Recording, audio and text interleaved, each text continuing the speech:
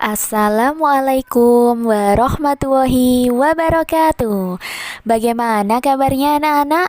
Semoga sehat selalu ya dan tetap semangat belajar. Jumpa lagi dengan Bunda Rizka dalam mata pelajaran tematik. Anak-anak, sebelum belajar, marilah kita berdoa terlebih dahulu. Membaca doa sebelum belajar. Bismillahirrahmanirrahim. Raditu billahi rabba wa bil islami dina wa bi Muhammadin nabiyya wa rasulah. Rabbi zidni ilman warzuqni fahman. Anak-anak, hari ini kita akan belajar tematik. Tema 6, cita-citaku. Subtema 3, giat berusaha meraih cita-cita. Pembelajaran 3 dan pembelajaran 4. Silahkan dipersiapkan alat tulisnya terlebih dahulu dan dibuka bukunya pada subtema 3, pembelajaran 3 dan pembelajaran 4. Silahkan disimak baik-baik ya videonya. Keragaman agama dan tempat ibadah. Nah, anak-anak, apakah kalian tahu ada berapa jumlah agama yang diakui di Indonesia? Ya, benar sekali, ada 6 agama. Yang pertama yaitu agama Islam. Tempat ibadah umat Islam adalah masjid. Yang kedua, agama Kristen. Tempat ibadah umat Kristen adalah gereja. Yang ketiga adalah agama Katolik. Tempat ibadah umat Katolik adalah gereja, sama seperti Kristen ya. Yang keempat yaitu agama Hindu. Nah, tempat ibadah umat Hindu adalah pura. Yang kelima yaitu agama Buddha. Tempat ibadah umat Buddha yaitu wihara. Yang keenam, agama Konghucu. Nah, tempat ibadah umat Konghucu adalah kelenteng. Sekarang kalian tahu kan berapa jumlah agama yang diakui di Indonesia beserta tempat ibadahnya. Jadi ada 6 agama. Nah, anak-anak, meskipun berbeda agama, kita harus tetap saling menghargai dan mendukung satu sama lain. Sikap ini sangat penting supaya tercipta persatuan dan kesatuan.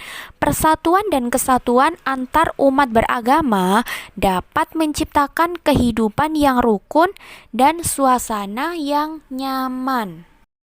Ada juga perilaku yang harus kita lakukan agar dapat menjaga persatuan dan kesatuan antar umat beragama, yaitu menghormati teman yang sedang menjalankan ibadah sesuai dengan agamanya. Selanjutnya, bermain tanpa melihat perbedaan agama dan tidak memaksakan agama kepada orang lain. Selain tempat ibadah, setiap agama juga memiliki hari besar keagamaan. Agama Islam, hari besar keagamaannya yaitu Idul Fitri, Idul Adha, Tahun Baru Islam, Maulid Nabi, dan Isra Mi'raj. Pasti kalian pernah mengikuti kegiatan keagamaan ya. Hari besar keagamaan agama Kristen adalah Natal, Paskah, dan kenaikan Isa Al-Masih. Sama juga dengan agama Katolik, yaitu Natal, Paskah, dan kenaikan Isa Al-Masih. Kalau hari besar keagamaan agama Hindu, yaitu Nyepi, Galungan, dan Kuningan. Agama Buddha, Waisak, Asada, dan Katina. Agama Konghucu ada Imlek dan Cap Gomeh. Setiap hari besar keagamaan memiliki makna tersendiri bagi umat yang merayakannya. Oleh karena itu, setiap umat beragama harus saling menghargai keragaman hari besar keagamaan. Selanjutnya yaitu persebaran sumber daya alam di Indonesia. Sumber daya alam di Indonesia tersebar di seluruh wilayah Indonesia. Setiap pulau memiliki jenis sumber daya alam yang berbeda. Hal tersebut dikarenakan adanya perbedaan kondisi alam di setiap wilayah-wilayah di Indonesia. Yang pertama yaitu persebaran hasil pertanian. Hasil pertanian meliputi padi atau beras yang ada di Aceh, Sumatera Barat, Sumatera Selatan, Jawa, Sulawesi Selatan, Sulawesi Utara, dan Nusa Tenggara Barat. Kemudian ada hasil pertanian jagung. Nah, jagung ini banyak ditemukan di Jawa Tengah, khususnya pada Wonosobo, Semarang, Jepara, dan Rembang. Lalu ada juga di Jawa Timur, tepatnya di Madura, dan Sulawesi, tepatnya di Minahasa dan sekitar Danau Tempe.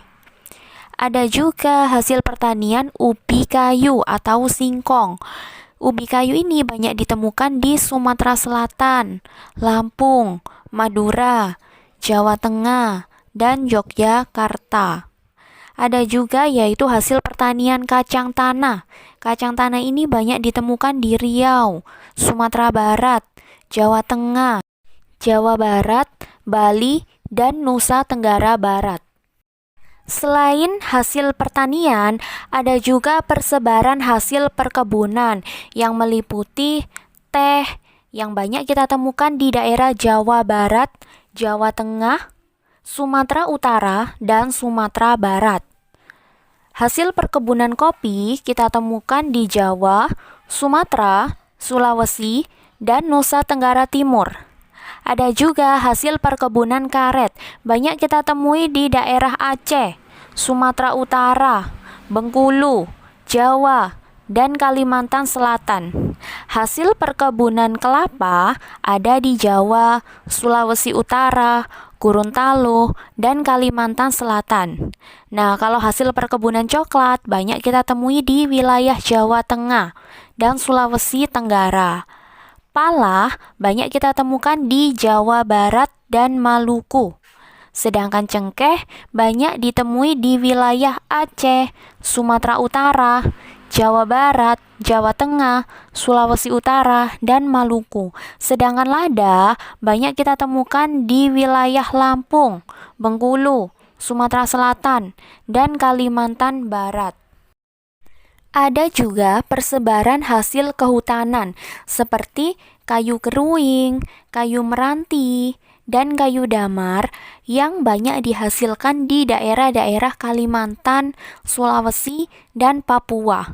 Ada juga kayu cendana yang banyak kita temukan di Nusa Tenggara Timur, dan rotan banyak ditemukan di Kalimantan, Sumatera Barat, Sumatera Utara, dan Maluku.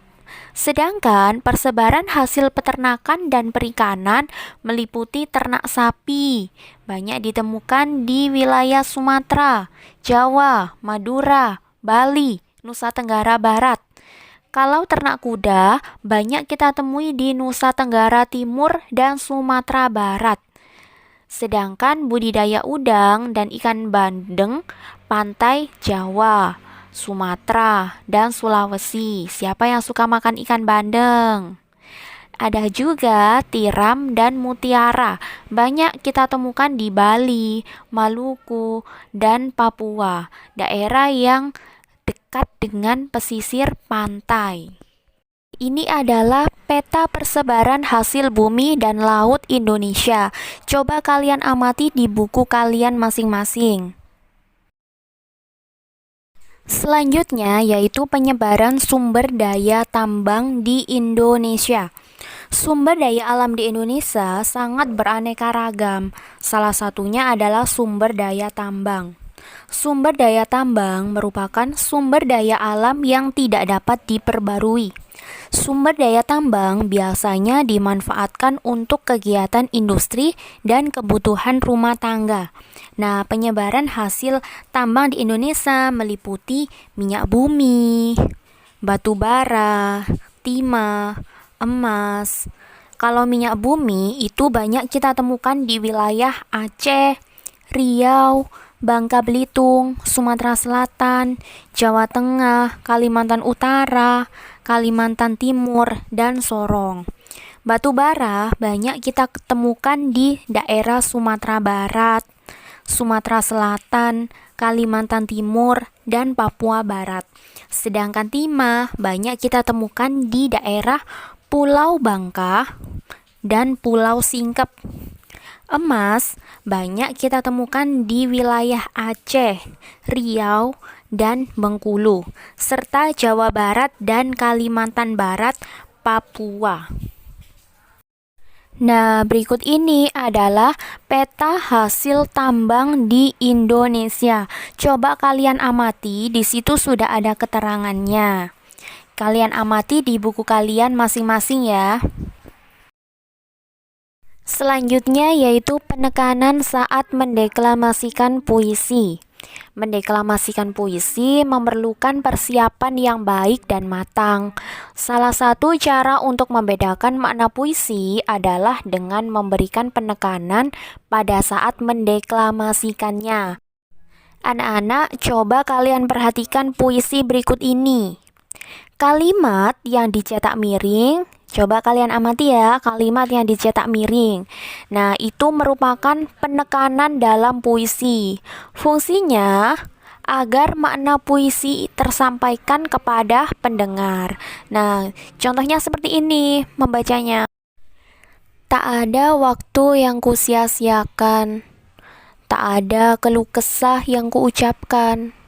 Semangatku hanya untuk menggapai impian, menjadi pahlawan cendekia, mendidik tunas bangsa, membentuk pribadi yang cerdas dan pantang menyerah, menjadikan kebanggaan untuk Indonesia. Masih ingatkah kalian dengan mendeklamasikan puisi? Nah, ada beberapa hal yang harus kalian perhatikan saat mendeklamasikan puisi. Yang pertama yaitu sapalah penonton sebelum memulai deklamasi puisi. Contohnya seperti memberi salam, mengucapkan selamat pagi, selamat siang, atau selamat malam sesuai dengan waktunya. Yang kedua yaitu sebutkan judul dan nama pengarang puisi yang dideklamasikan, termasuk puisi karya pribadi. Contohnya, Menjadi Dokter, karya Frida.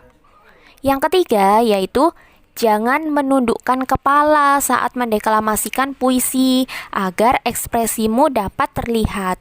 Jadi pandangan lurus ke depan atau mengikuti arah gerak tubuh. Yang keempat yaitu bacakan puisi dengan lafal yang jelas dan tidak terlalu cepat agar penonton dapat memahami makna puisi yang dideklamasikan. Yang kelima, bacakan puisi sesuai dengan suasana yang digambarkan dalam puisi tersebut. Misalnya, puisinya temanya senang, berarti kita membacanya harus dengan ceria.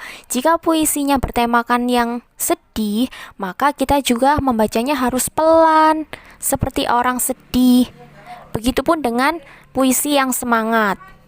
Lalu yang keenam yaitu puisi yang dideklamasikan sebaiknya dihafalkan sehingga tidak perlu membawa teks. Nah, jika dihafalkan, maka kita dapat mengekspresikan tubuh kita dengan baik tanpa membawa teks. Yang ketujuh, ucapkan salam penutup kepada penonton setelah penampilan deklamasi puisi tersebut. Setelah mendeklamasikan puisi, alangkah baiknya kita tidak langsung pergi dari tempat, tetapi memberikan salam penutup kepada para penonton supaya terlihat lebih sopan. Setelah menyimak video, tugas anak-anak hari ini adalah mengerjakan Bu Pena halaman 63, Ayo Berlatih, nomor 1, A sampai dengan J, dikerjakan di buku Bu Pena. Cukup sekian video pembelajaran dari Bunda, semoga bermanfaat. Mari kita akhiri pembelajaran hari ini dengan bacaan hamdalah bersama-sama. Alhamdulillahirabbil alamin. Bunda ucapkan terima kasih. Wassalamualaikum warahmatullahi wabarakatuh.